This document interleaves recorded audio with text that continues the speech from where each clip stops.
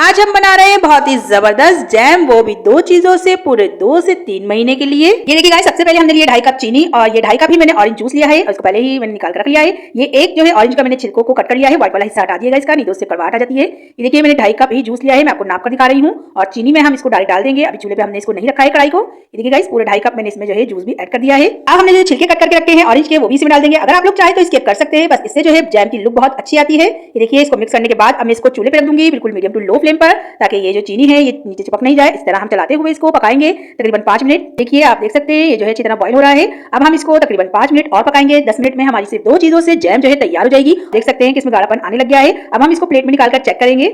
ये देखिए अभी ये थोड़ी सी पतली है, आपको दिख रहा होगा कि हम इसको प्लेट को इस तरह से टेढ़ी कर रहे हैं तो ये मिल रही है, यानी कि अभी हम तकरीबन 5 मिनट और इसको पकाएंगे। ये देखिए मैं आपको चूल्हे पे से उतार कर दिखा रही हूँ, क्योंकि बबल्स की वजह से दिख नहीं रहा था कि ये कितनी पकी है। अभी हम इसको 5 मिनट और पकाएंगे और फ्लेम को मीडियम टू लो ही रखेंगे, हाई नहीं करेंगे। जल्दबाजी में गाइस हमारी ये जैम जो है खराब भी हो सकती है। तो इसी तरह मिलाते हुए हम इसको पकाएंगे 5 मिनट और। तो ये देखिए मैंने तकरीबन 5 मिनट और पकाया है और अब हमारी जो जैम है ये माशाल्लाह से तैयार हो चुकी है। और आपको प्लेट भी मैं टेढ़ी करके दिखाती हूँ कि अब ये मिल नहीं रही, आपको दिख रहा होगा। बहुत जबरदस्त हमारी ये जैम तैयार हो गई है। और चूल्हे को जो है अब मैंने बंद कर दिया है। इसको बंद करने के बाद हम इसको ठंडा कर लेंगे और फिर इसको हम किसी भी बाउल वगैरह में डालकर रख सकते हैं। पूरे 2 से 3 महीने ये खराब नहीं होती है गाइस, जब तक ये खत्म नहीं होगी, खराब बिल्कुल भी नहीं होगी। ये देखिए मैं एक जो है कांच के बाउल में इसको निकाल कर रख रही हूँ। आप लोग भी कांच के जार में या बाउल में निकाल सकते हैं। बहुत ही जबरदस्त जैम बनी थी सिर्फ 2 चीजों से। तो गाइस दिखाती हूँ आपको जैम का फाइनल लुक। ये देखिए गाइस माशाल्लाह से हमारी जैम का फाइनल लुक कितना जबरदस्त है।